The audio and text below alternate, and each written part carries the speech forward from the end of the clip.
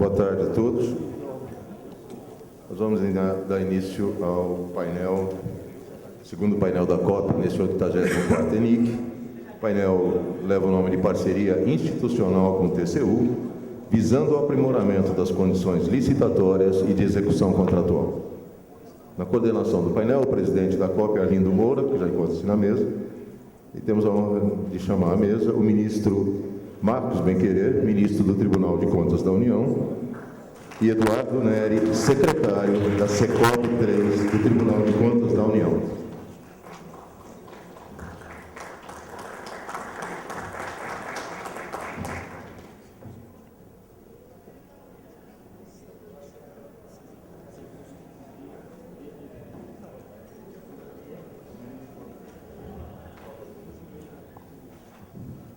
Chamaria também o presidente da CEBIC, Paulo Safa de Simão, para ficar conosco à mesa. O presidente da ANEOR, como debatedor desse painel, José Alberto Pereira Ribeiro.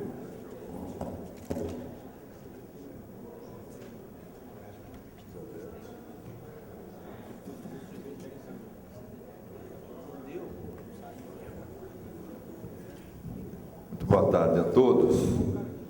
Nós vamos dar início a esse segundo painel da COP no ENIC, no 84º ENIC.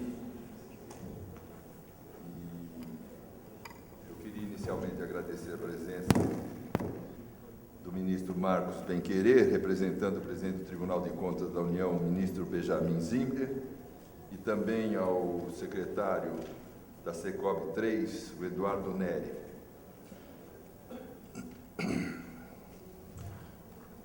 Vale a pena destacar que este é o terceiro ENIC consecutivo que contamos com a presença e a representação do TCU nos debates promovidos pela COP. Esse diálogo tem aproximado nossas equipes, possibilitando a formação de uma parceria institucional que seguramente só poderá trazer benefícios para o país. Participamos de uma comissão do Conselho de Desenvolvimento Econômico e Social que desenvolve trabalho junto com o TCU. Integramos o Comitê Especial da ABNT que estuda junto com o TCU a elaboração de uma norma brasileira para orçamentos. E também participamos de um grupo de estudo junto ao TCU para análise do VDI, definido através do Acórdão 2369 de 2011. Nossa entidade representa o conjunto de pequenas, médias e grandes construtoras de todo o país. Para esse conjunto não interessa nem o preço inexequível e nem o sobrepreço, interessa o preço justo pelos serviços executados. Também para o conjunto das empresas que representamos, interessa agilizar os procedimentos licitatórios, porém a partir de regras que tragam segurança para contratantes e contratados. E é com essa compreensão e disposição de colaborar, senhor ministro, que pretendemos colocar ao exame de Vossa Excelência aqui hoje algumas questões que foram levantadas através de ampla consulta a todas as entidades que integram nossa Comissão de Obras Públicas, da CEBIC. Tais questões traduzem a realidade vivida pelas empresas em seus canteiros de obras e ensejarão, temos a certeza, um profícuo e respeitoso debate nesse painel. Eu acho que nós vamos ter aqui um painel hoje bastante produtivo, penso que bastante acalorado também, mas eu acho que bastante produtivo. Nós já tivemos com o ministro, antes de virmos para cá, estávamos conversando sobre esses assuntos. E acho que teremos aqui a oportunidade de debatê-los. Nós temos algumas questões que foram levantadas de uma pesquisa e de uma consulta feita aos nossos associados e que geraram essas perguntas que vamos colocar à apreciação do senhor ministro e do seu secretário. E trataremos então de assuntos de alta relevância para o setor. Eu quero rapidamente passar então a palavra ao senhor ministro para as suas considerações iniciais.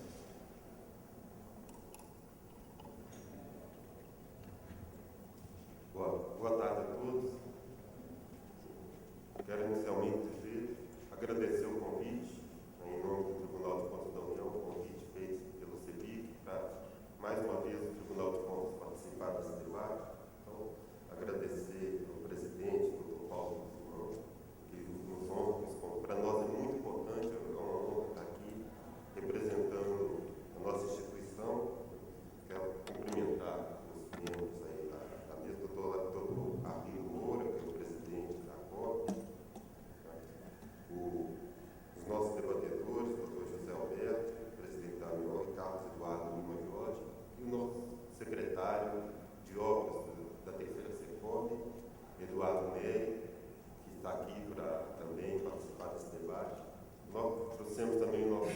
secretário de Controle Externo aqui em Minas Gerais, o Dr. Zé Reinaldo, está aqui presente.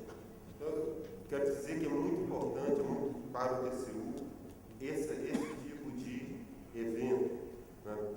Esse contato que nós temos, né? É muito importante porque nós temos que saber, nós trabalhamos com fiscalização de obras por imposição legal, né? Fazendo nosso e temos que estar em contato com as pessoas que são fiscalizadas, que trabalham na área. Esse retorno é muito importante de maneira que a gente possa melhorar o nosso trabalho, né? Ouvir, né, quais os pontos, né, que possam gerar algum conflito. Então, esse tipo de abertura, né, e de diálogo é muito importante e tem sido a política do TCU desde 2003, 2004, quando foi iniciado o projeto de diálogo público. O TCU tem participado de vários eventos, né, com a sociedade e ouvindo e fazendo mudanças, trazendo também, mostrando o nosso trabalho. É interessante também explicar para todos os fiscalizados, né, por que às vezes alguma coisa é apontada de determinada maneira e não de outra. Né? Então, mostrar também o nosso ponto de vista. Né? Antes de iniciar, né, propriamente essa parte do debate, né, eu gostaria de fazer aqui uma pequena exposição sobre o regime diferenciado de contratações públicas, o RDC. Né? Vocês já devem ter tomado conhecimento que anteontem foi aprovada a extensão desse regime diferenciado, que era só para as obras da Copa das Confederações, a Olimpíada e a Copa do Mundo, Olimpíada e Paralimpíada. Foi estendido agora para todas as obras do PAC. Né? Foi aprovado no Senado anteontem, né? Já vai a sanção da Presidenta da República. Né? Então, vamos fazer uma exposição bem rápida sobre esse regime diferenciado e o que o TCU tem acompanhado das obras da Copa, as licitações e as contratações que já foram efetuadas com esse novo regime.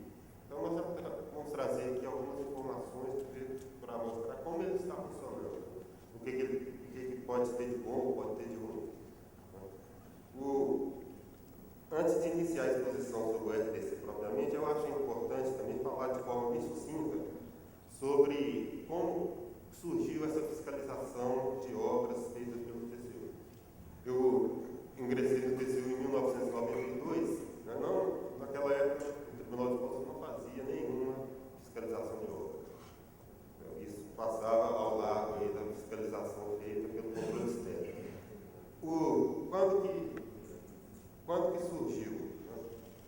Surgiu em uma comissão de obras inacabadas, uma CPI de obras inacabadas feitas em 1995. Os resultados dessa CPI mostraram aí 2.214 obras inacabadas, obras do país, obras federais, e representavam um prejuízo da ordem de 15 bilhões de reais.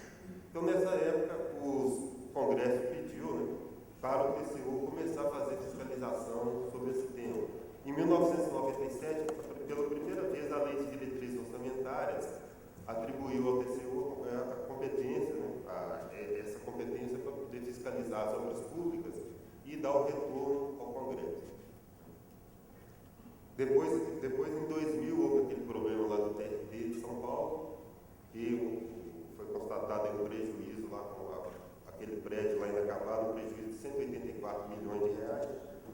E a partir daí, por conta desse problema do TRT de São Paulo, a partir o TCU ingressou, né, todas as LDOs desde 97 já tem esse dispositivo.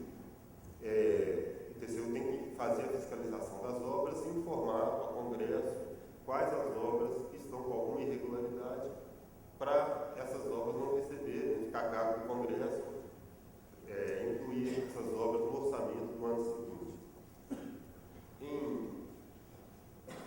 Em 2000 foi criada a Secretaria de Obras do TCU, com essa incumbência de fiscalizar obras públicas, e hoje são quatro secretarias de obras que trabalham especificamente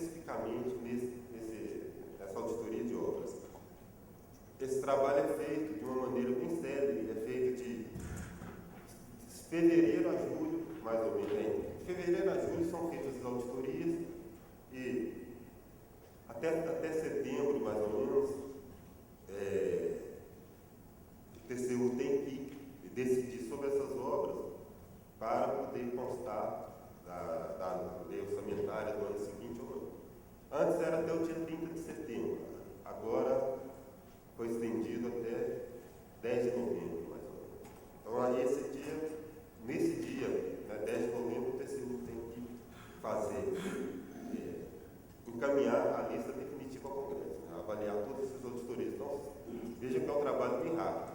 Né, tem que ser feito a partir da aprovação do orçamento e até feita as auditorias até julho, e o tribunal decidir ainda até mais ou menos 10 de novembro. E de 10 de novembro até o final do ano, quando é aprovada a lei orçamentária, definitivamente, as obras que estão na lista lá para não receberem recurso, elas podem ter esse tempo para poderem efetuar as correções e retirarem da lista, né, até a aprovação da lei orçamentária. Então, todo ano, desde 2000, esse ciclo tem se repetido. O artigo importante da Lei de Diretriz Orçamentária. O TCU enviará à Comissão Mista de Orçamento, até 70 dias após o encaminhamento do projeto de lei orçamentária de 2011, isso é do ano passado, e mantém também o mesmo prazo para 2012, e manterá atualizado na sua página da internet informações sobre a execução física das obras e serviços que tenham sido objeto de fiscalização, nas quais foram identificados indícios de irregularidades graves, inclusive na forma de banco de dados. Então, a lei orçamentária é encaminhada no final de agosto, contando 70 dias, está mais ou menos no dia 10 de novembro.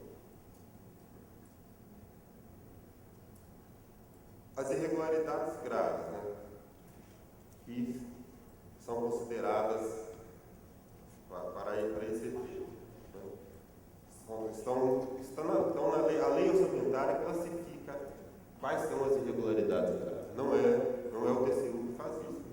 São dispositivos legais que estabelecem isso aí. Aquelas materialmente relevantes em relação ao valor total contratado. Aquelas com potencialidade de ocasionar prejuízos ao erário ou a terceiro.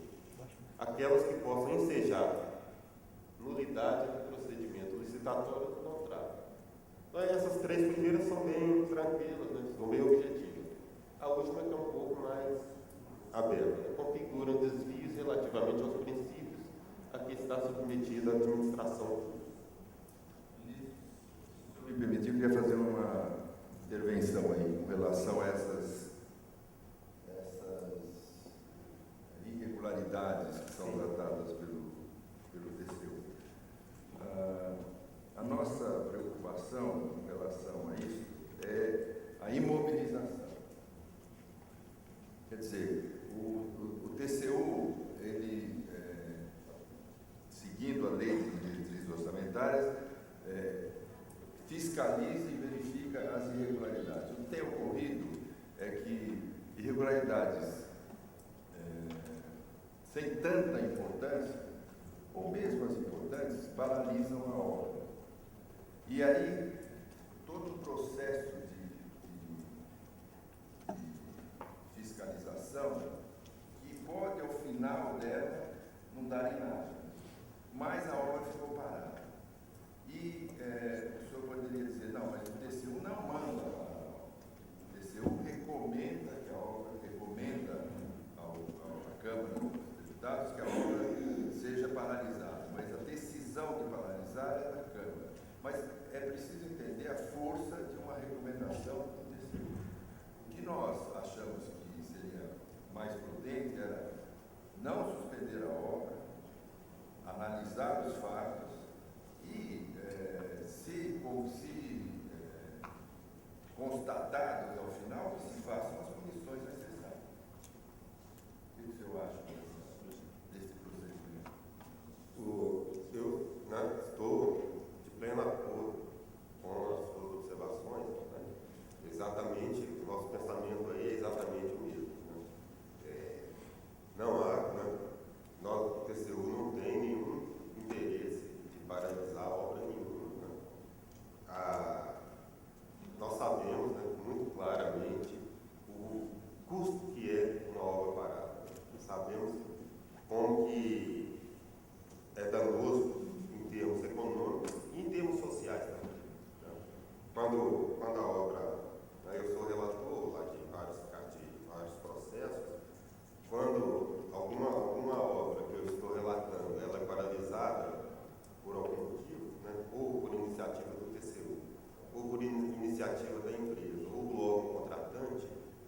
pressão da sociedade vem toda em cima do relator. Né? Então, eu recebo milhares de e-mails, cartas, telegramas, né, falando do prejuízo, ainda mais quando a obra é de interesse social, quando nós estamos tratando de casas populares, né, construção de casas populares. Teve um caso que eu relatei, né, que a obra foi paralisada, foi lá em Santa Catarina, com a construção de um lode, uma barra, não sei se é barra de São Miguel, uma dessas aí. Aqui foi paralisada a obra porque tinha um sobrepreço, muito, né, foi constatado até apurar. Fora de brincadeira, eu recebi mais de 2.000 cartas de esposas de pescadores, né, falando né, que eles não estavam podendo pescar porque a obra estava parada e que não tinha nem como sustentar as famílias, tinha uma ajuda do governo. Então, o TCU não para a obra porque ele quer. Então, nós usamos a paralisação como último recurso. Essa quando não há outra maneira de resolver o problema. Então, essa é a ideia é sempre essa, usar, porque nós temos ciência do problema. Vossa Excelência falou aí da questão do TCU não paralisar a obra. Isso acontece, são várias situações diferentes. A primeira situação, né, é essa do Fiscobras, né, que o Eduardo acompanha, o Eduardo, que nesse caso da Comissão de Orçamento, o TCU apenas comunica o resultado à Comissão Mista. A Comissão Mista analisa se... a Comissão Mista analisa... mas é para o ano seguinte. Isso é um orçamento que está sendo discutido para o ano seguinte. A obra está em andamento, não há nenhuma interferência do tribunal no exercício que está corrente. Esse orçamento vai continuar sendo executado e a Comissão Mista vai decidir ou não, se vai ter dinheiro ou não para o ano seguinte. Né? Isso é uma situação.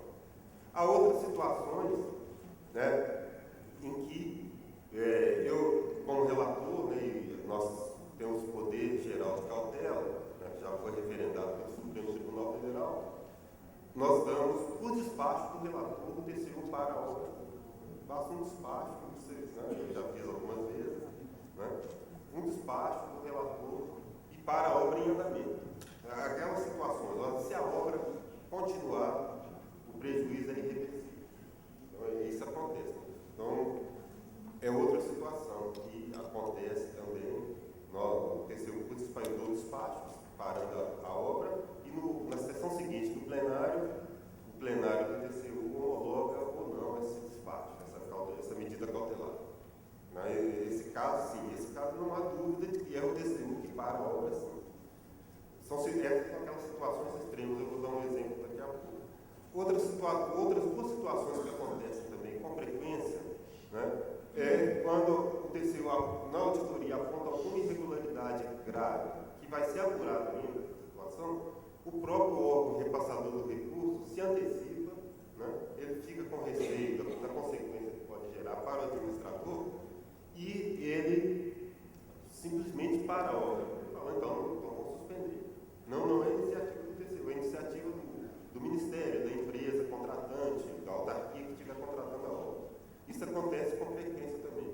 E já aconteceu também algumas vezes quando eu era relator, né, quando eu fui relator de algumas obras, na hora que o TCU aponta alguma irregularidade e cobra providência do contratado, né, da empresa contratada para executar a obra, ela por iniciativa fala, com essas condições eu não faço mais. Isso também aconteceu algumas vezes, por iniciativa da própria empresa contratada. Isso aí na imprensa, todas essas 4 situações passam para a imprensa, o TCU parou a obra. Então, né, talvez 25% seja o TCU que parou efetivamente. Né? Mas um caso que eu estava dizendo que a gente para a obra em casos extremos. Um que eu relatei foi uma rodovia, duplicação da BR-101 no Nordeste, é feita com concreto. A duplicação não é asfalto, é feita com concreto. E tem concreto, né, todos aí são engenheiros, sabem que esse concreto não emenda, não há como emendar. Então, eles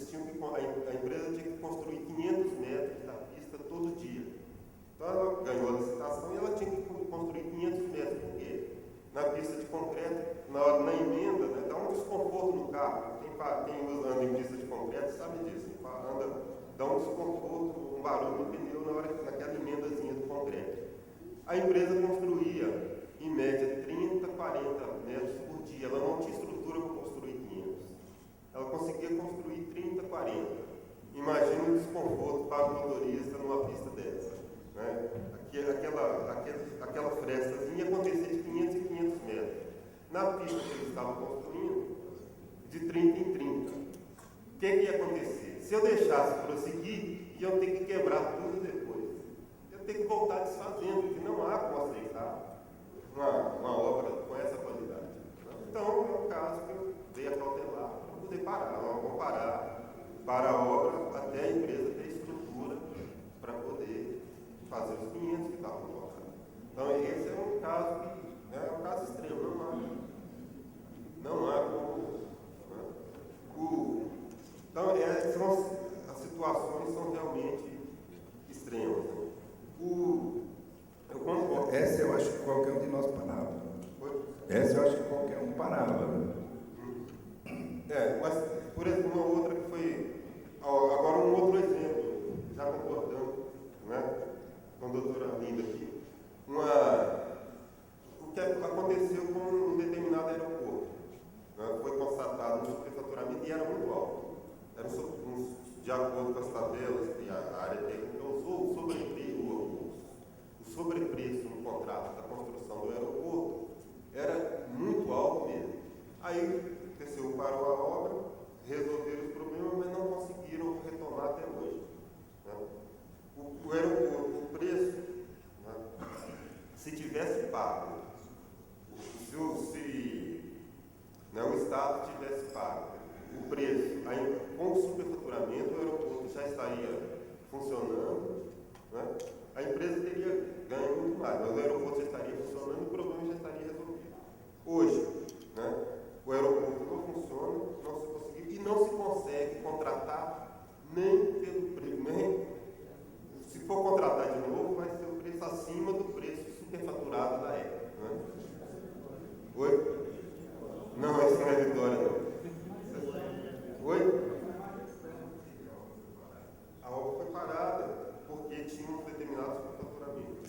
Se tivesse seguido o trâmite normal, não vamos parar, vamos deixar concluir a obra. Né? Teria pago, né? Isso estaria usando, mas teria pago um dinheiro superfaturado, valor maior. Por conta da paralisação, a obra não foi concluída e hoje o custo da obra, e se for contratar essa obra, o preço vai ser muito mais caro. Mas aí tem uma questão ética muito complicada. Tem uma questão ética muito complicada. Então, se tem um superfaturamento embutido, justifica tudo? Não, justifica, mas talvez não precisasse parar, continuasse e ajustava o preço, não. Continuava a obra e depois, comprovado o superfaturamento, se cobrava da empresa. Aí você vai dizer, mas ela não vai pagar, mas esse é outro problema, aí vai discutir numa outra esfera. Mas nós temos, doutora Arlindo, nós acompanhamos também. Então, na hora que, quando o problema é resolvido previamente, eu relatei casos extremos. Na maioria das vezes, consegue-se resolver o problema apontado sem parar a obra e sem parar a obra e sem necessidade aí de cobrar depois. O melhor é resolver durante a execução do contrato. Se a gente consegue, e por isso esse diálogo é muito importante. E para esclarecer que a participação da empresa nesse ponto é muito importante. Se a empresa tiver a intenção de resolver a questão durante o trabalho, é melhor para o TCU, melhor para o empresário, é melhor para a sociedade. Mas quando nós fazemos o levantamento de depois que o prejuízo acontece, eu fiquei muito feliz no relatório das contas do governo desse ano, porque a Advocacia Geral da União conseguiu aumentar bastante o índice de cobrança, de recuperação de dinheiro já desviado. Né? Em 2011, conseguiu chegar a 4%. Né? 4%. Então, de cada 100 desviados, recupera 4. E porque a Advocacia Geral da União melhorou muito. Antes era entre 1,5% e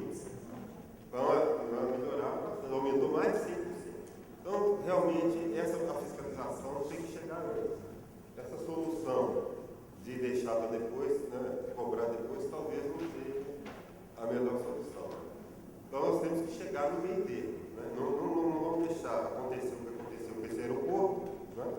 Isso eu acho que é fundamental, a participação não deixar acontecer isso, mas também não deixar que se pague um valor acima, muito maior do que o mercado. Que se pague, né? Claro, o empresário tem que concluir sua obra, tem que fazer seu trabalho, tem que ter seu lucro, né? O que não pode ter, né, que está contra a lei, são valores exagerados. Não sei, Eduardo, complementar? Alô? Não, só para fazer um comentário a respeito desses aeroportos, talvez seja o mesmo que o ministro está comentando. Na verdade, foi uma situação que se repetiu em alguns aeroportos, mas foi curioso porque, além desse problema do sobrepreço, quando o equipe chegou a campo, na verdade, estava sendo executado uma obra que não correspondia em nada ao projeto que foi apresentado à equipe. E, obviamente, falou, se está sendo executada uma obra, todos aqui engenheiros sabem que tem que existir um projeto, até porque um aeroporto, ninguém vai fazer um aeroporto ali nas cegas, né? Então, existe um projeto, mas que não era apresentado. Passaram-se alguns anos, acho que 3 anos, quase 6 anos, e o projeto nunca foi concluído. Quer dizer, uma obra estava sendo executada, sem projeto, não era apresentada. Então, uma das medidas que sempre que o tribunal recomenda a paralisação, ele indica medidas saneadoras. Uma delas é a apresentação do projeto. A apresentação do projeto, nunca foi apresentado o projeto. Então, outro dado também, ministro, só em relação às paralisações, é que teve um levantamento feito em 2007 do ministro Valmir Campelo a respeito das obras inacabadas, porque teve esse trabalho de 95 e em 2007 um monitoramento. Então, chegou à conclusão que menos de 1% das obras que estavam paralisadas eram decorrentes das recomendações de bloqueio do TCU. A maior parte delas eram por problemas no fluxo financeiro orçamentário, que as obras estavam paralisadas. Então, obviamente que o TCU, não que isso, né, vai tirar aquele caráter de exceção que o ministro falou, né? Mas é que às vezes para um mito que muitas vezes não corresponde, né? Quer dizer, as paralisações não paralisam o país, né? Claro que são obras estruturantes, mas não é esse a cerne do problema, né? Eu até acho que o que o ministro Benqueira falou aqui é muito importante e eu queria até frisar e ouvir passar ao Zé Alberto se ele tem algum comentário. O que o ministro está dizendo aqui é que a grande maioria das obras em que possam existir suspeitas de problemas não são paralisadas. A grande maioria segue um outro rito. Ele citou algumas exceções. Bom, exatamente, exceções, coisas claras, absurdas, nós não comungamos com isso, mas a nossa preocupação é essa, o que a gente ouve, o que nos chega é que o TCU tem usado muito rigor e paralisado obras que não necessariamente precisariam ser paralisadas, precisariam ser fiscalizadas, precisariam ser analisadas as ocorrências, mas não paralisadas. Mas o ministro está dizendo aqui que a grande maioria não sofre paralisação. Eu até consulto o plenário aí para... Se me permitir aqui, só mais uma informação aqui também, é o seguinte, a questão, ao longo dos anos, a LDO ela foi se aperfeiçoando, foi um mecanismo que foi criado em 98. Então, assim, ao longo dos anos, foi se aperfeiçoando. Então, claro que podem ter sido cometidos excessos, né? Ministro, ao longo dos anos, mas ela foi se aperfeiçoando, e se nós formos ver, hoje em dia, em 2011, de 230 fiscalizações, o TCU fez 22 recomendações de bloqueio. 22, no universo de 230. Então, seriam 22 obras de todo o Brasil estariam tendo a recomendação de bloqueio. E sendo que, efetivamente, foram incluídas no quadro pelo Congresso apenas 5 obras. E até foi noticiado na imprensa, às vezes, o que parecia, né, essa inclusão de apenas 5 no universo de 22, que seria o que o Congresso poderia estar passando por cima das prerrogativas do TCU, e não foi bem isso que aconteceu. Por esse próprio aperfeiçoamento da LDO, a partir de 2009, para o Congresso incluir ou retirar do quadro, no quadro bloqueio as obras, ele passou a realizar audiências públicas. Nessas audiências públicas, o gestor é chamado, e o TCU também, para tentar ver o que é preciso para sanear os problemas, para adotar as medidas saneadoras que estão indicadas pelo TCU. E a gente tem visto isso com um êxito bastante grande, porque a maioria das obras que são tiradas, a grande maioria, o Congresso não as inclui no quadro de bloqueio, porque o gestor ou já adotou as medidas que o TCU, corretivos que o TCU indicou, ou ele se comprometeu, está em vias de tirar, e o Congresso julgou por bem não incluí-las no quadro. Mas de todas essas obras, essas 22 que o TCU indicou, apenas 5 foram incluídas no quadro, e das que ele não incluiu no quadro, vamos dizer, das 17 que ele não incluiu no quadro, só 3 ele entendeu que, apesar do TCU ter recomendado, ele não desconstituiu o trabalho do TCU, mas entendeu que pela importância socioeconômica da obra, pelo ônus de uma paralisação, poderia ser mais custosa à sociedade do que, do que se a obra tivesse segmento e um prejuízo fosse consumado. Só em 3 casos ele decidiu que a obra deveria continuar, apesar da recomendação de bloqueio. Então, assim, estamos falando de 5 obras e de um trabalho exitoso decorrente até de um aperfeiçoamento da própria LDO. Eu vou passar a palavra ao Zé Alberto, mas eu entendo, o mais importante, até como você falou, Eduardo, pode ter havido em alguma ocasião excessos que estão sendo corrigidos, mas eu entendo como importante esta posição que o TCU está colocando aqui. Quer dizer, dessa análise criteriosa, não é uma coisa punitiva, a priori. Bom, esse é o entendimento que nós temos de um órgão fiscalizador como o TCU. Quer dizer, se é isso que está acontecendo, ou se estamos tendendo para isso, se houve no passado excessos que não estão sendo mais cometidos, é o que nós entendemos que deva ser. Por isso que eu estou consultando. Eu também não quero analisar as exceções, não, porque exceção é exceção. Não devia acontecer. Além, eu gostaria de corroborar o setor de infraestrutura de transportes, Ministério do Transportes, pontualmente DENIT. Como o secretário Eduardo colocou, houve avanços e muitos avanços. Os próprios relatórios do TCU demonstram a redução, no caso do DENIT, de obras com aqueles problemas que foram levantados no passado. Né? Então, a minha colocação é que o TCU, quando está ali recomendando, e que infelizmente hoje uma recomendação do TCU para o DENIT é uma determinação. Né? Não vou entrar nos méritos do problema do DENIT, de gestão, etc. Então, para nós executores de obras do DENIT, na verdade esse é o nosso problema. Quer dizer, com todo o aparato, com todo o conhecimento, o TCU faz uma recomendação, aquilo cai na mão de um responsável pela obra e ele, imediatamente, ele suspende a obra. Né? Ou por problema de uma diferença de preço de brita feita no mercado, ou uma distância de transporte de logística de material, ele paralisa a obra. Agora, o que eu gostaria de dar um enfoque aqui, que eu acho que é muito importante, é de que esse trabalho que tem que ser feito, no qual nós concordamos, nós estamos aqui para fazermos que a coisa aconteça, porque a obra mais cara é a obra parada, assim como, no outro extremo, a obra mais barata é aquela que não é feita. Né? Então, erroneamente, a obra parada ela não está custando nada. Então, o que a gente está preocupado hoje, eu acho que isso que é importante, esse diálogo que a SINDIC abre com o Tribunal de Contas, e oxalá eu tivesse com a ANIOR também esse diálogo aberto lá, pela representação que a gente tem, é de que 22 obras caíram dentro daquela de malha fina. Eu convivo no DENIT com 1.200 contratos.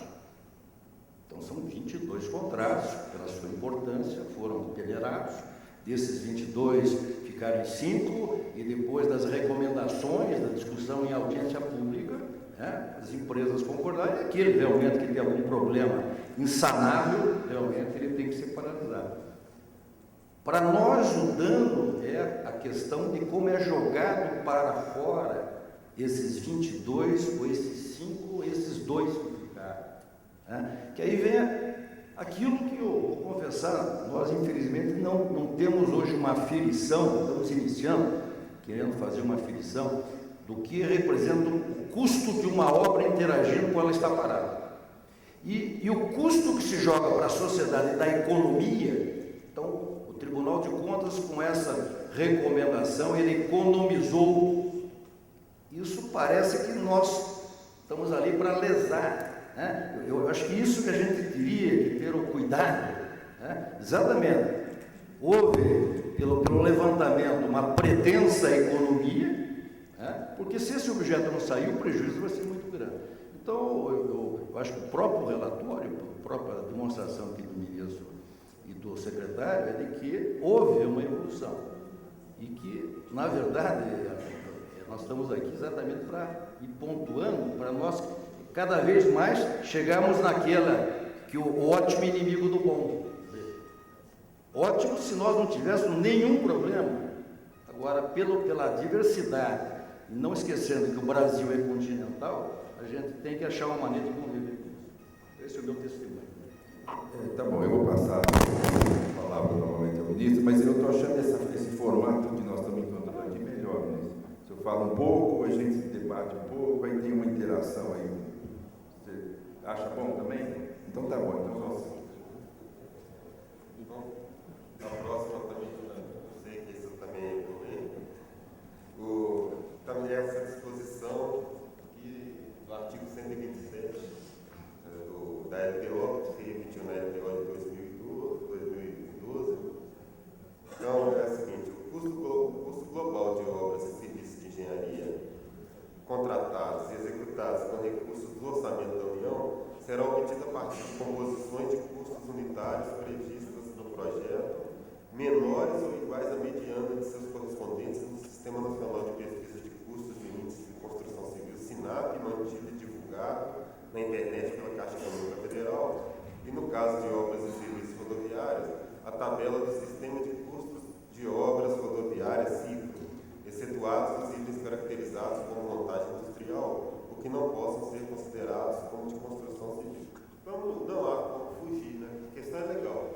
É a lei que determina o parâmetro, independentemente do que contém, né? Como estão os índices do SINAP e do CICRO, o TCU não pode usar outro parâmetro, porque a regra está na LDO. No parágrafo 1º do mesmo artigo diz o seguinte: o disposto desse artigo não impede que a administração federal desenvolva sistemas de referência de preços aplicáveis no caso de incompatibilidade de adoção. A gente demorou para resolver. Devendo sua necessidade ser demonstrada por justificativa. Demoramos mais ou menos Lá, o sinal está entrando. Antônio Carlos. Frequência de outra sala. Nós demoramos lá uns 2 anos para adequar tudo, né? Adequamos tudo. Isso.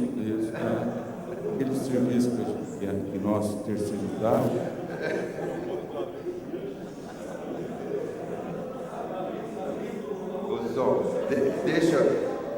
Ministro, deixa eu fazer mais uma intervenção aqui.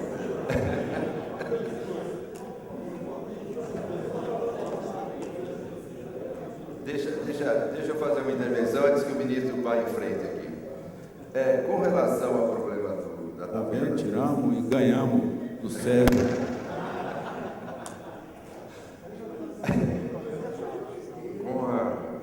Vou fazer uma intervenção. Com relação aos preços da tabela do SINAP e do CICRO, é preciso entender o seguinte: as forças que agem nessa esfera são muito desproporcionais. Quer dizer, uma posição do TCU é difícil de você competir, de você enfrentar essa posição. Então eu digo o seguinte, e eu vou ser bastante sincero, transparente, não se ofenda nisso. Eu digo o seguinte: nós, todo ano, na lei de diretrizes orçamentárias, propugnamos que a tabela do SINAP do ciclo seja referência. Como ela nasceu? Como referência. Ela era uma referência de preço, porque o Brasil é muito diferente regionalmente, porque os materiais são diferentes, porque a produtividade é diferente. Então, nós propugnamos que a tabela do SINAP do ciclo fosse referencial. E ela era. Quando nasceu a tabela do sistema, ele era referencial, admitindo até 30% de variação. Todo ano é feita a lei de diretrizes orçamentárias, todo ano, e ela foi mudando. Ela passou de 30 para 20, de 20 para 10. Eu acho que ano passado nós trabalhamos para que fosse 20% o limite de referência, para mais ou para menos. E o que acontece, ministro, é a força do tribunal. É isso que eu estou dizendo. Pode ser que a minha informação esteja errada. Quando vai para o Congresso Nacional, vai para a Câmara, para votar, 2 dias antes ou 3 dias antes, sai uma nota no jornal, dizendo que aquilo é coisa de empreiteiro, para mudar a tabela. E aí o Congresso não vota, e volta a ser referência. Não estou dizendo que é o lobby do TCU, estou dizendo que é o que acontece na prática. E aí, a tabela, e o problema todo é que ela deveria ser referência pela diversidade que existe de região para região, de produtividade, projeto para projeto. Então, é isso que eu estou dizendo. Como o senhor falou, hoje é lei. A lei diz assim, a tabela do SINAP do ciclo é teto. Então, é teto, é lei. A lei tem que cumprir a lei. Mas não era assim, não era para ser assim. Quer dizer, e não foi assim no passado. E agora é assim. Nós lutamos todo ano na lei de diretrizes orçamentárias, inclusive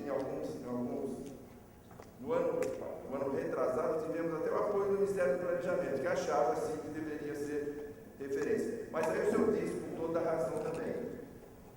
Ela não é obrigatória. Com razões justificadas, você pode usar uma outra tabela de preço. Mas o que é preciso, e eu acho que esse é um ponto que o senhor vai verificar aqui, a grande maioria das empresas representadas aqui, das entidades, representam empresas médias e pequenas. Então, é difícil o gestor que vai tratar de obras médias e pequenas, não se basear na tabela do SINAP do ciclo. É difícil. Ele não tem nem talvez instrumental próprio para fazer a sua própria tabela, para impor a sua própria tabela. Esse é o aspecto. Quer dizer, como nós solucionamos este problema? Desculpe mais uma vez. Dar uma pitadinha a mais para esse debate, porque o ponto de vista claro para a gente, ministro, se você está trabalhando numa licitação, participando de uma licitação, estou falando nos moldes da Lei 8666, onde é obrigatório eu ter um projeto básico naqueles moldes em que está especificado na Lei 8666, que é a lei em vigor. Estou com todas aquelas definições, com a obrigação de fazer um orçamento com um responsável técnico que assine aquele orçamento, portanto, está se responsabilizando por aquilo que ele está dizendo. Eu acho que seria mais do que suficiente para a gente ter garantia de que aquela obra está sendo licitada dentro dos preços corretos. O papel de aferição do tribunal poderia, sim, levar em conta tabela ciclo, SINAP, etc., dentro de um orçamento específico, porque o orçamento daquela licitação vai estar sendo feito em cima de um projeto, com as suas especificidades, as suas regionalidades, com as suas condições de materiais bem identificadas e com o seu responsável técnico assinando. Para fiscalizar aquilo, balancear em termos de preço de mercado e tal, SINAP e ciclo, como referência, seriam indicadores confiáveis, se bem feitos. Até as duas tabelas reclamam hoje uma atualização estrutural das duas, inclusive, mas assim não justifica que um orçamento, um produto genérico, como é hoje ciclo e SINAP, ele substitua esse orçamento do órgão licitante no Brasil inteiro. Ele está cumprindo um papel que deveria ser o papel daquela licitação específica, do seu responsável ali, e não suprindo esse papel. Eu concordo com isso aqui. Se eu sou um órgão fiscalizador, para mim, é muito mais fácil ter um gabarito único, que eu ponho ali, está dentro, está fora, é sobrepreço. Em termos de dinâmica, é muito mais fácil. Mas em termos de realidade nossa, de obra, de projeto, de especificidade, Ciclo e Sinap como limitadores de preço, é uma coisa que chega a ser uma aberração.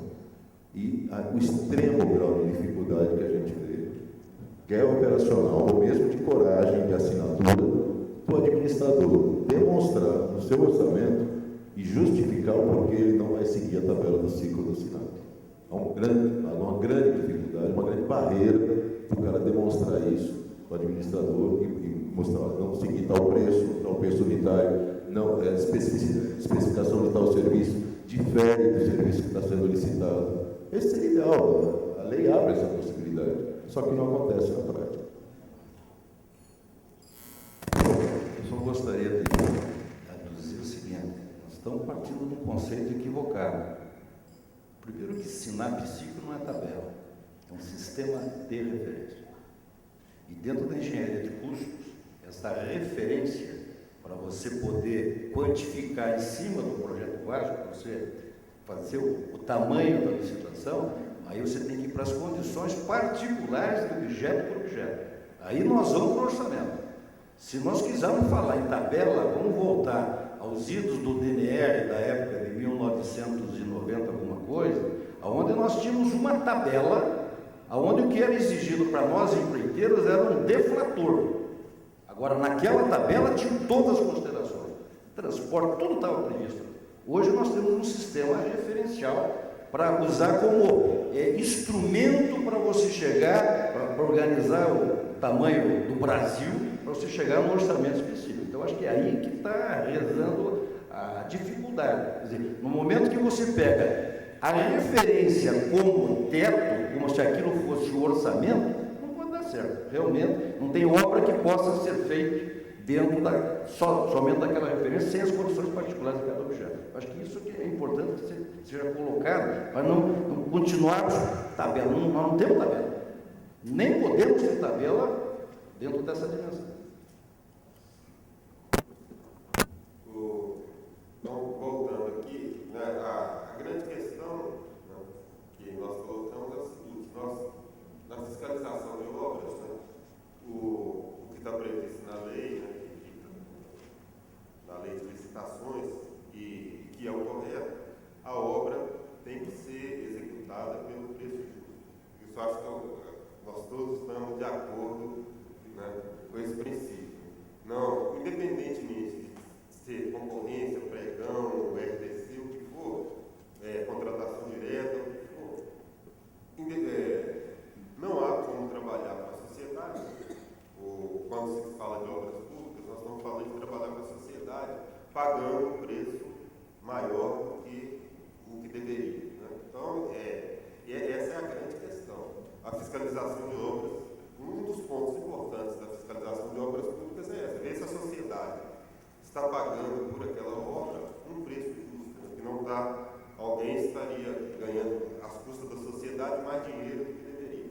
Então, nesse ponto, acho que nós todos estamos de acordo. A questão é como fazer isso, qual o melhor método para se conseguir chegar, né, fiscalizar a obra, essa obra está por um preço justo, não está. E o que nós temos acompanhado, né, até desde 97 que estamos trabalhando nisso, né, não somos avessos à mudança. Eu acho que se desenvolver alguma maneira melhor de fazer isso, acho que tem que ser feito, claro, que atenda todos os lados, né? Mas a questão é que nós chegamos nesses preços referenciais. Aí nós temos adotado, quando se usa esses preços referenciais, o TCU realmente tem defendido na LTO, né? O TCU tem defendido a permanência desses índices. Né? Mas estamos trabalhando, vocês têm conhecimento, os senhores têm conhecimento, que há várias comissões do TCU trabalhando em termos de índices nós temos hoje, o que nós temos hoje é o que está CICRO, SINAP, mas estamos trabalhando com várias entidades, inclusive a Fundação Getúlio Vargas, para ver se nós conseguimos alguns sistemas mais perfeitos. Né? Esses dois sistemas têm essa válvula de escape, né? Permitir que se usa outra tabela, que alguns índices, né?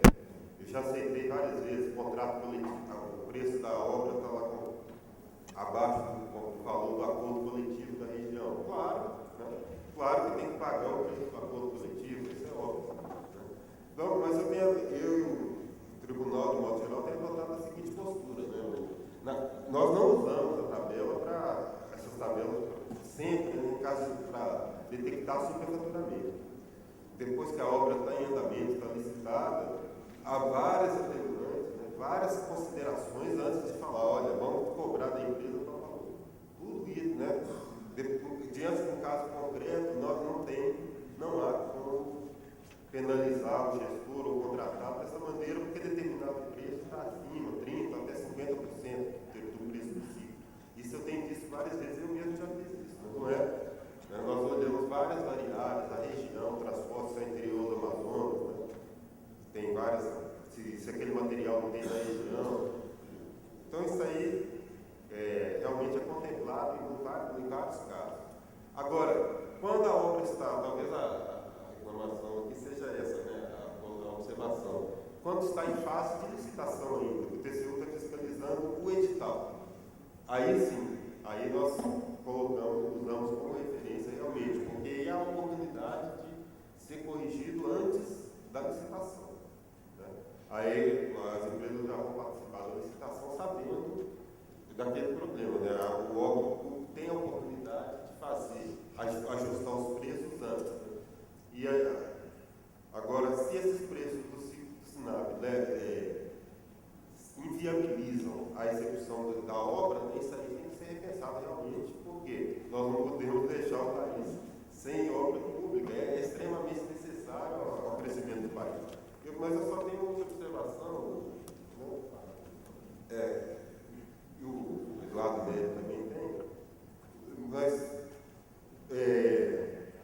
me surpreendeu porque nós adotávamos a mediana do SINAP, a mediana do SINAP e o ciclo, que volta na lei, e de repente a Polícia Federal fez um estudo dizendo que esses preços, né, devido a duas variáveis que o Eduardo vai explicar, esses preços estão, eles usaram até expressão muito exagerada, estaria talvez 15% acima do preço real. Né? Então a própria o estudo deles diz que é 15% acima. Então eles disseram, tem muita gordura ainda para queimar nesses preços. Então nós estamos diante de duas posições, um órgão governamental, mas não foi uma associação. E quem executa a obra diz que não dá. Isso eu já ouvi várias vezes, não é a primeira vez que eu escuto, não. Porque eles falam que para eu tentar particular contratar uma obra com preço do SINAP, eu não vou conseguir. Ninguém vai fazer uma obra lá em casa com esse preço. Mas, então, realmente, né, isso aí tem que ser, né, discutido. E eu acho que esse diálogo é importante para isso. Né? De repente, nas próximas LDOs, é uma maneira melhor de fazer essa discussão. Uma coisa é importante, né? O TCU, a sociedade, o TCU que faz a fiscalização em nome da sociedade, não vai querer, em hipótese nenhuma, que a sociedade pague um preço acima do que o realmente devido. Isso é. Agora, nós temos que fazer isso da melhor forma possível, né, para não prejudicar ninguém e para não inviabilizar a execução de obras. Só um esclarecimento, esses 15% da recomendação da Polícia Federal, eles são um somatório de dois efeitos. O efeito cotação, é esse que o senhor se refere, que ele recomenda que saia da mediana para o primeiro quartil, e o efeito barganha, que é a capacidade de compra de uma empresa, pelo volume, pela quantidade de materiais, lhe dá um preço em menor escala do que aquele que é cotado em valor unitário dentro do SINAP. Essa recomendação da saída mediana e vai para o primeiro quartil foi um comparativo de preços feito pela Polícia Federal em cima de alguns materiais obra de edificação em materiais que foram comprados pelo governo no sistema de pregão, vis-à-vis o IBGE cotando compra de materiais onde as nossas empresas compram, que são fabricantes, fornecedores e não via pregão. Foi essa a diferença do efeito cotação, feito em 22 obras, universo de Brasília e só no campo de edificações.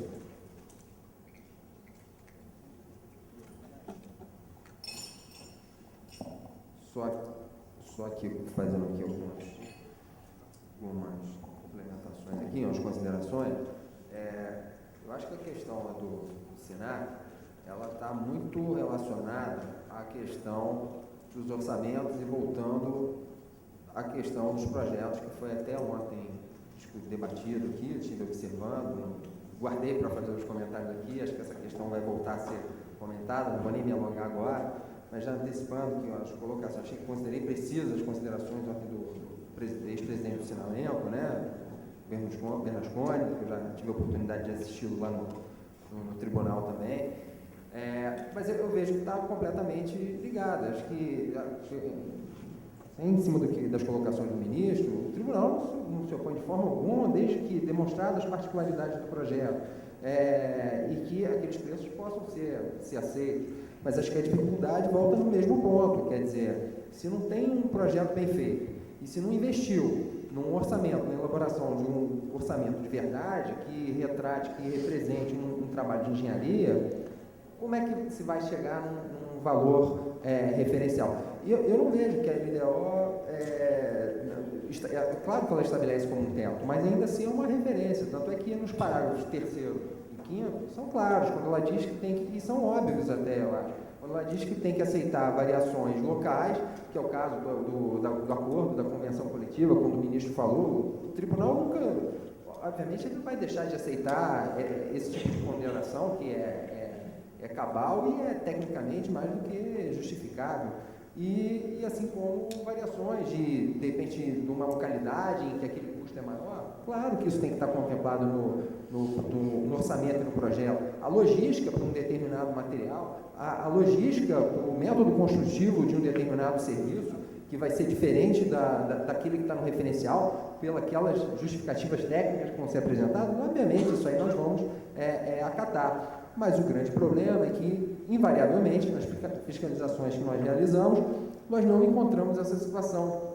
Então, o gestor, claro, ele acaba adotando como teto máximo, até porque não tem um orçamento para se fundamentar, ele recorre ao uso do SINAP, do ciclo, muitas vezes indiscriminadamente, o que ele deveria fazer tanto para cima quanto para baixo. Tem preço ali que está no SINAP que deveria estar acima, se for pegar a composição, estudar a composição, o método que foi ali pensado e definido, muitas vezes está até majorado em relação à situação real, deveria também ser contemplado, mas não é. Então, acho que nesse ponto há uma concordância, mas volta-se àquela mesma questão. Não se investe em projeto, não se investe em orçamento. E para recuperar também, por que o SINAP foi estabelecido, né, como teto para contratação de obra? Até 2000, quando começou as fiscalizações de obra, como o ministro aqui apresentou, 97, não havia nenhum referencial. Não havia nenhum referencial. E lá para 2000, começaram a colocar o CUB e ainda era aquela coisa mais ainda, né, genérica do que o SINAP. Quando chegou a partir de 2003, 2004, passou a ser o estabelecido o SINAP como referencial. Mas o que acontece? Vendo agora do lado ali do Erasmo, se não tem, então, referencial, como é que a gente vai aceitar os preços? Se hoje em dia, se ele não tem justificativa para embasar um preço superior ao SINAP e o ciclo, como é que nós vamos aceitar? Que referência nós vamos aceitar? Vai ficar ao bel prazer do gestor que não tem um orçamento? Oi? Não, mas aí caberia ele adotar, ele fundamentar esses valores. Caberia ele fundamentar. Isso a lei já permite hoje.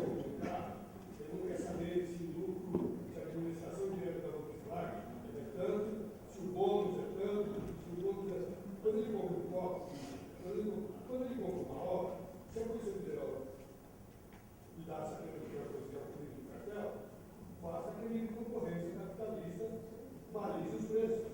Então, nós estamos numa posição, aí, eu sou historiador, sou capitalista, eu acho que nós não estamos nos direitos socialistas. Então, o conceito todo está errado. Por que só, de todos os que trabalham dentro do governo, tem que ter? O bônus máximo é esse. A administração direta é essa, máxima. Por que não há livre concorrência? Tão simples como é a lei de mercado. Agora, só para. Outra questão também, porque você não tabela o lucro. Nesse aspecto. Não. Certo. Não, nesse aspecto, só para esclarecer,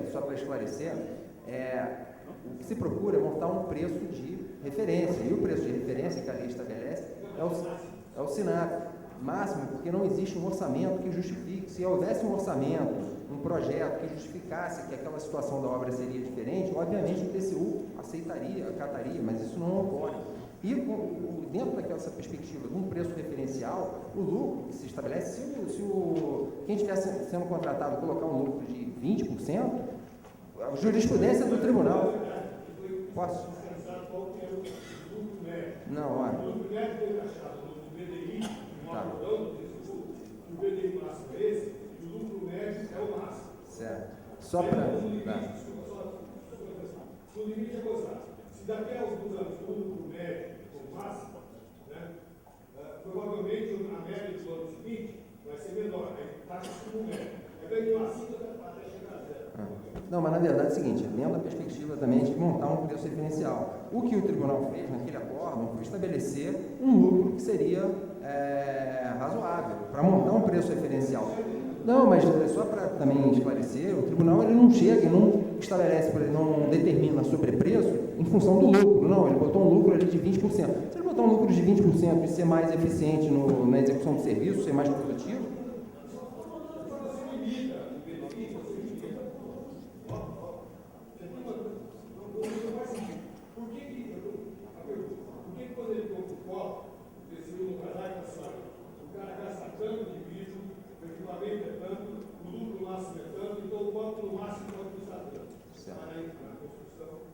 Mas ele tá.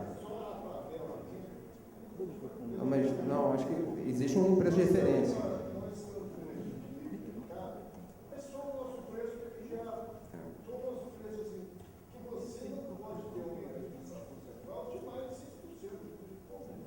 Não, existe um preço.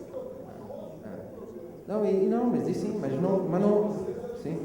Não, mas existe um preço de referência. Até para comprar um carro, uma cliente, vai ter que ter um preço de referência. Então, para montar um preço de referência, o TCU diz o seguinte, olha, se você tem uma administração central de 15% e é mais competitivo, consegue descontos em outros itens ali, tudo bem. Mas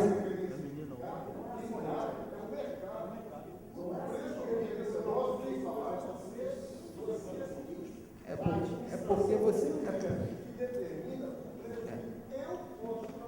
É um pouco, porque um carro você é um produto de prateleira, você tem contratações. Você não tem um projeto. Se você é um carro específico, se você fosse fazer cada contratação um carro novo, provavelmente teria que se fazer um estudo desse. Mas carro é um produto que você tem em prateleira, não dá para comparar. Obra, como você falou, cada obra é um projeto, cada obra é um orçamento. Então, assim, o que se procura é um preço que seja de referência. Agora, isso passa por...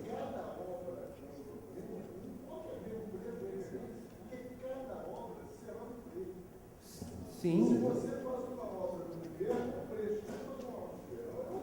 Sim, mas não há discordância em relação a isso.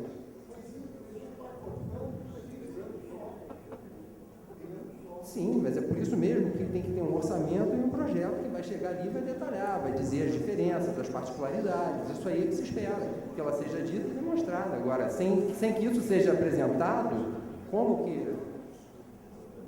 Deixa eu passar a palavra para o Ricardo Portela. Ministro, eu acho que tem uma misunderstanding grande nas situações. Tá? Na relação com o DENIT, nós já tivemos contratos sendo obrigados a baixar porque nós entramos no PDI acima do PDI dos 28% que o DENIT agregou. Então, o PDI foi tabelado. Meu preço estava dentro do teto, estava limitado dentro do teto, e eles mandaram baixar o PDI. Eles fixaram o lucro, fixaram a administração, zeraram a engenharia, porque eu não tenho engenharia, a engenharia é fora, e eles mandaram baixar o preço unitário, porque eu estava com o PDI assim. Isso já foi feito. Então, acho que tem algum problema de comunicação entre os órgãos. É a velha discussão, qual é o PD disso aqui? O iPhone, não é o BlackBerry, mas o iPhone, a Apple paga para os produtores da China $8 e nos vende por 500. Qual é o PD disso? Então, há um problema de fixação de tendência. Eu concordo com o senhor fala, que é um preço de referência, e dali a minha eficiência está dentro. Mas o que está acontecendo hoje não é isso.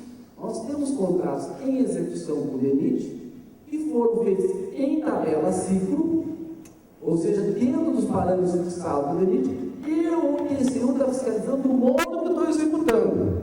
Se eu tinha que executar um aterro, como eu faço aterro é problema meu, a eficiência é minha ou a ineficiência é minha.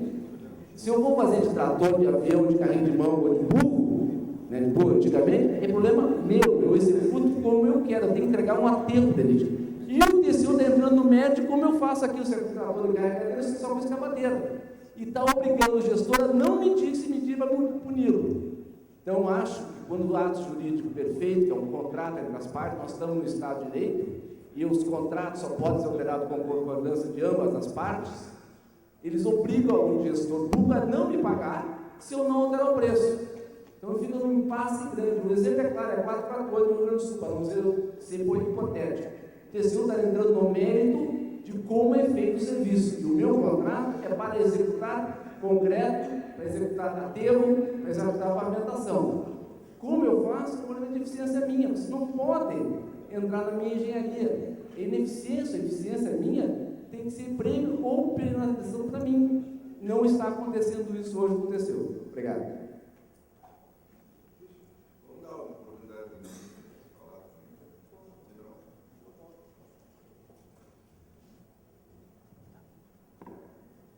Não, em relação à questão de como está fazendo o trabalho, é questão de jurisprudência, tribunal também, que passa a evoluir.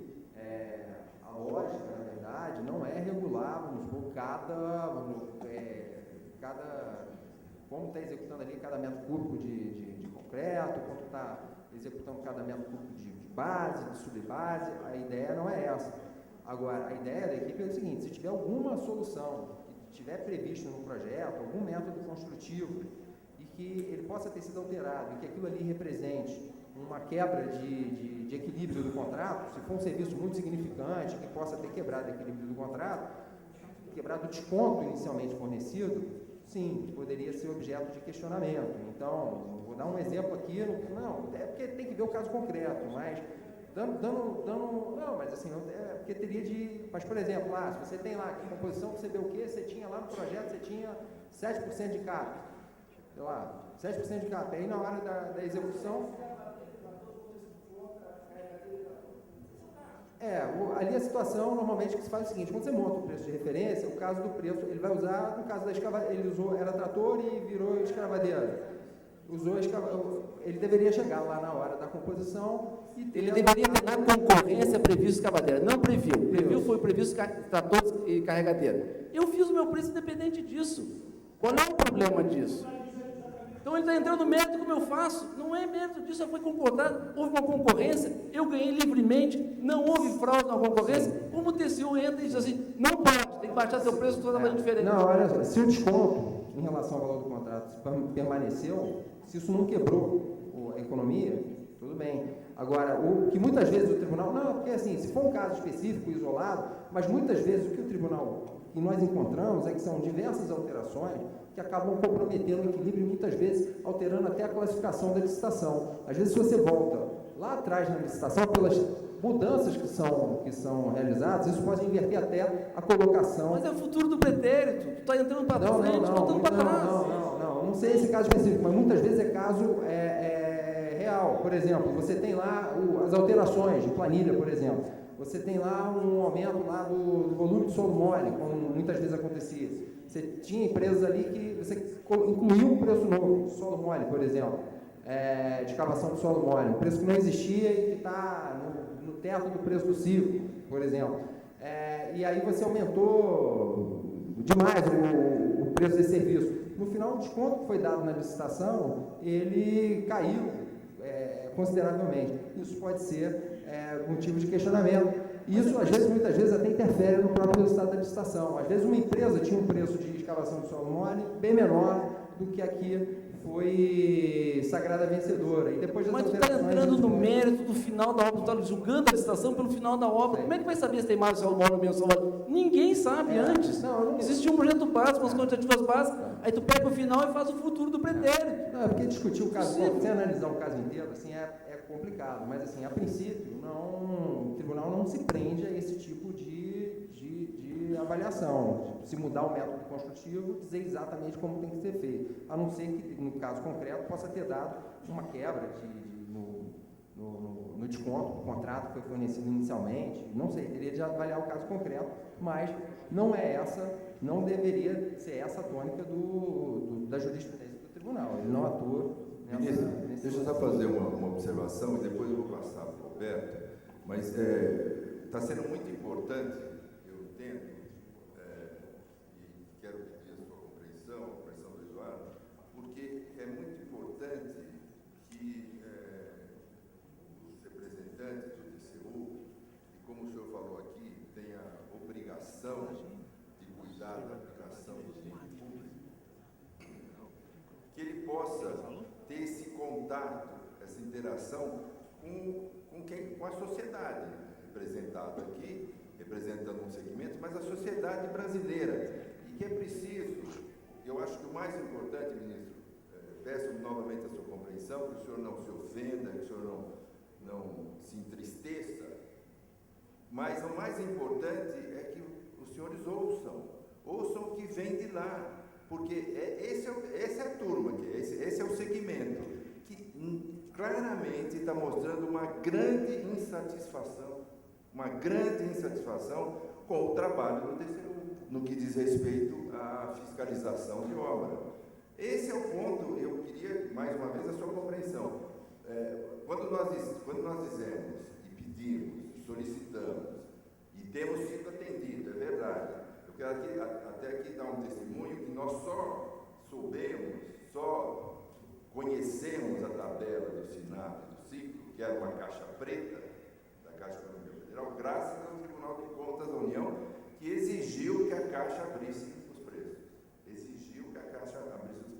Então, o que eu quero dizer é que nós queremos, cada vez mais, podermos participar, levar aos senhores essa insatisfação, que muitas vezes, eu acho até que, eu não quero aqui que os senhores se sintam surpreendidos ou mal surpreendidos, ou que acham que nós estamos preparando uma armadilha, nada disso. É que esta mesmo é a posição, quer dizer, eu acho até que é difícil, tanto para o senhor como para o Eduardo, discutir aqui problemas específicos. É difícil. Fica parecendo uma coisa de algibeira aqui, de pegadinha, não é nada disso. Nós queremos mostrar aos senhores que cada vez mais é importante que discutamos os assuntos, que possamos participar, os senhores são nossos representantes no uso do dinheiro público, no bom uso do dinheiro público, nós queremos participar. Existe uma grande insatisfação, existem pontos de divergência muito grandes com relação à posição do TCU na fiscalização das obras, na fiscalização dos preços, na ingerência que possa haver na composição do PDI. Nós estamos trabalhando com os senhores, nós temos uma comissão trabalhando com o TCU na questão do PDI. Então, é esse aspecto para que não haja nenhum constrangimento, nós não queremos, em hipótese alguma, constrangê-lo, mas eu até lhe avisei, seria uma discussão bastante acalorada, porque o pessoal tem realmente questionamento em relação às posições do TCU. Eu vou passar para o Roberto, que é o nosso anfitrião. Queria até aproveitar para parabenizá-lo pela excepcional enigma que vocês estão fazendo. Obrigado, Arlindo, mas acho que isso é um trabalho de todos, principalmente da CIVIC, com vocês da COP, o pessoal da direção. Eu quero, em primeiro lugar, já tive pessoalmente com o Eduardo e com o ministro Marcos Mequeri, agradecer a presença, pedir, entre aspas, uma desculpa de termos essa pressão, mas saibam, ministro Eduardo, que essa pressão vem para nós, que somos os presidentes das entidades. Nós sofremos isso de uma carga muito grande. Então, esse momento aqui, eu acho que não se preocupem nem em dar uma resposta imediata para esses problemas aqui, porque talvez as respostas que vocês vão ter sejam mais de defesa do que de tudo. O que nós precisamos é que vocês entendam, escutem e compilando esses problemas, tentem ter uma solução de consenso. Agradeço, inclusive, Marcos, a sua presença de espírito em cima, o Eduardo corroborou, de fazer nesse grupo de trabalho uma intenção da gente discutir a mais, não vou falar a longo prazo, porque os resultados precisam de ser rápidos, mas de discutir de uma forma constante esses problemas. Eduardo, falo com sinceridade, eu acho que qualquer resposta para essas questões que foram colocadas, talvez elas sejam, entenda, vamos tentar assimilar o que nós estamos colocando, porque eu vou te falar, eu sou presidente do Sindicato de Minas da Construção Pesada. Nossas empresas estão passando aperto. Eu só escuto falar de superfaturamento e vejo os balanços das empresas que são entregues a mim a cada ano, cada vez mais em dificuldade, algumas em situação de insolvência. O mercado está aquecido, tem alguma coisa errada, Inclusive, a minha empresa também está apertada. Faz parte do negócio estar apertado, sim, mas faz parte do nosso negócio ter lucro e podemos construir o Brasil junto. Porque quando nós empregamos, e é uma massa grande de empregados que nós temos, nós estamos aquecendo a economia, que é o objetivo principal da economia do país, da presidenta, que fala isso e faz isso a todo momento. Então, muito obrigado pela presença. O senhor, como bom mineiro que aqui está, de maneira nenhuma, Minas poderia vir aqui para te trazer uma situação delicada, mas eu acho que é importante que vocês nos escutem, tá?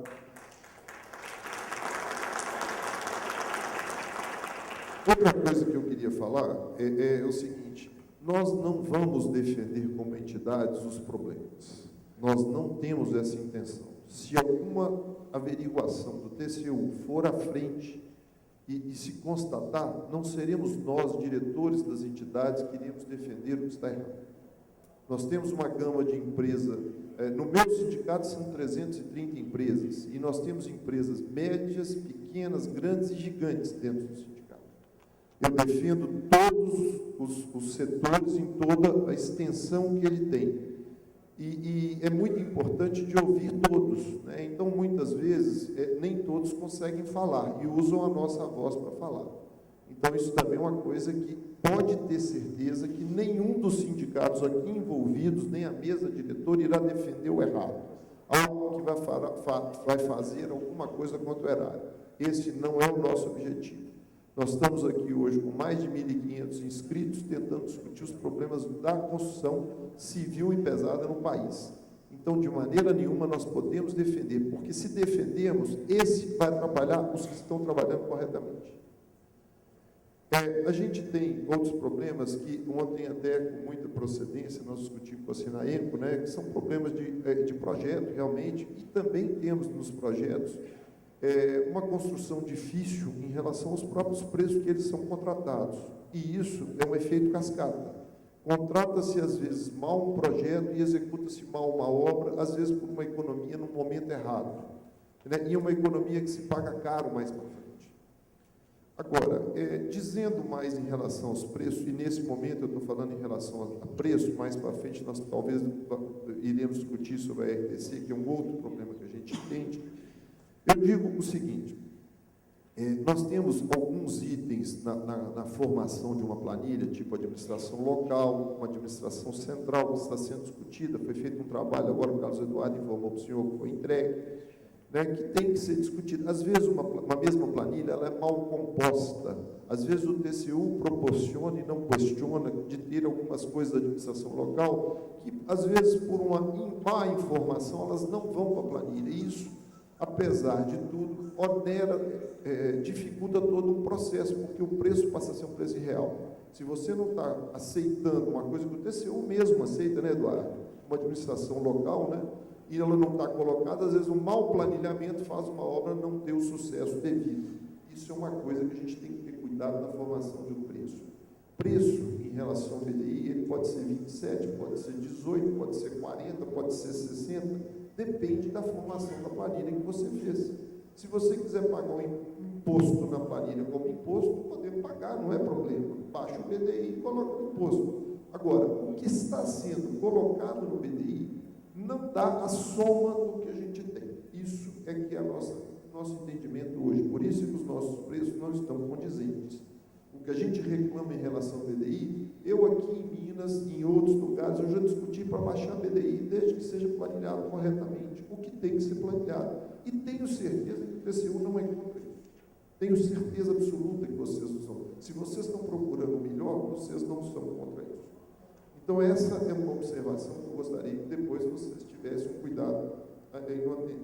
Outra coisa, como foi dito ali em relação à questão do aterro, outras ingerências acontecem, e aí sim eu queria um cuidado maior nisso. Por exemplo, às vezes a gente vai para o campo e chega lá no campo, como no caso do aterro, você pode ter uma diminuição de um custo qualquer, etc. Numa obra, existe aumento de vários custos. Se uma brita sobe, se uma areia sobe, ninguém questiona a gente, ninguém nos pergunta e nos ajuda a repor isso. Mas se eu usei uma escavadeira em vez de usar uma carregadeira, vem me questionar. Isso faz parte do bojo da obra, não deixando de observar que outras coisas podem acontecer, que não essas, que façam cair na malha fina do TCU, e nós não iremos discutir isso. Tá? Nosso questionamento aqui é em relação a essas pequenas coisas que às vezes ocorrem, que elas vão de parte a parte. Tudo bem, se abaixou lá, por exemplo, o imposto de uma prefeitura específica lá do ISS, não cabe tirar se você não aumenta a areia que aumentou ali. Se a brita que aumentou não foi colocada. Se o custo da mão de obra naquele meio do caminho teve algum acréscimo. Então, eu acho que isso tem que ser mais bem entendido. Nós já estamos abaixo de um preço teto que o DENIT coloca para nós, que a parte de ferroviária coloca, SINAP, etc. SINAP. Então, não justifica essas pequenas mudanças afetarem. Aí vem, né, o Messias colocou ali, né, que eu até tinha uma pergunta escrita, Messias, exatamente sobre a questão do carro. Tá? Ela foi me passada por uma pessoa que está aqui sentada, que é a questão do carro. Ninguém pergunta quanto custou o farol, quanto custou o capô, quanto custou não sei o que, para chegar naquele preço. Tudo bem, nós já estamos nesse ponto aqui hoje, mas isso é um negócio que a gente entende que mais para frente tem que ser corrigido.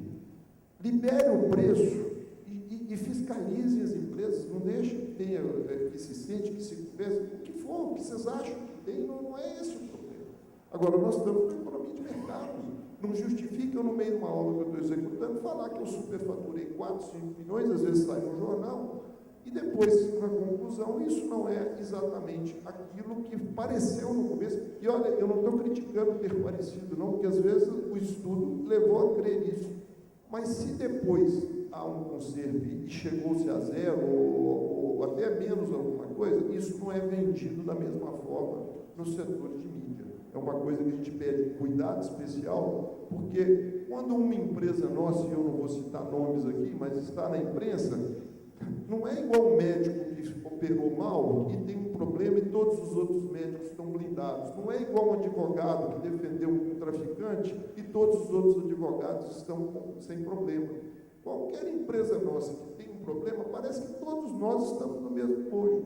E eu acho que essa não é a realidade da construção nacional.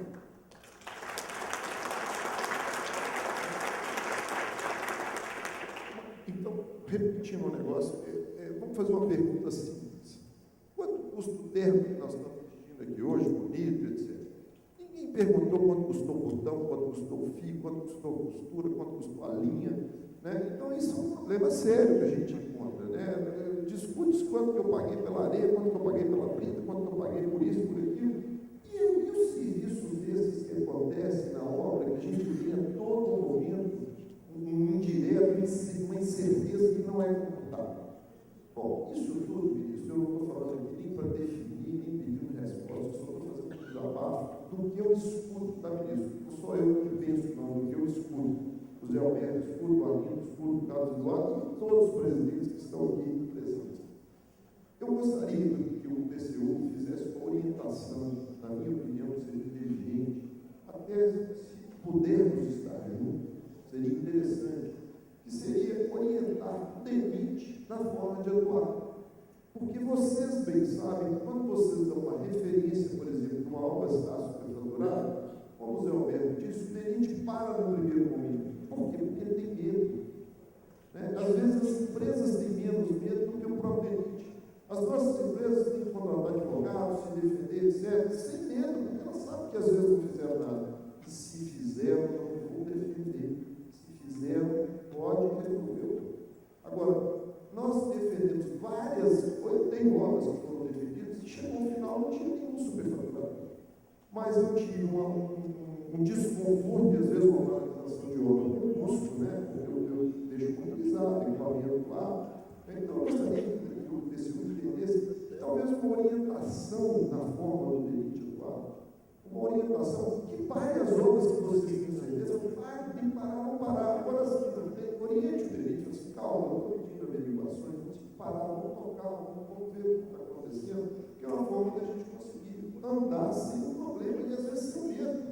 Porque quando fala que o crescimento normal, parece que a empresa morreu, e não é isso. Nem vocês pensam isso. Nem vocês, eu estou vendo os seus, vocês não pensam.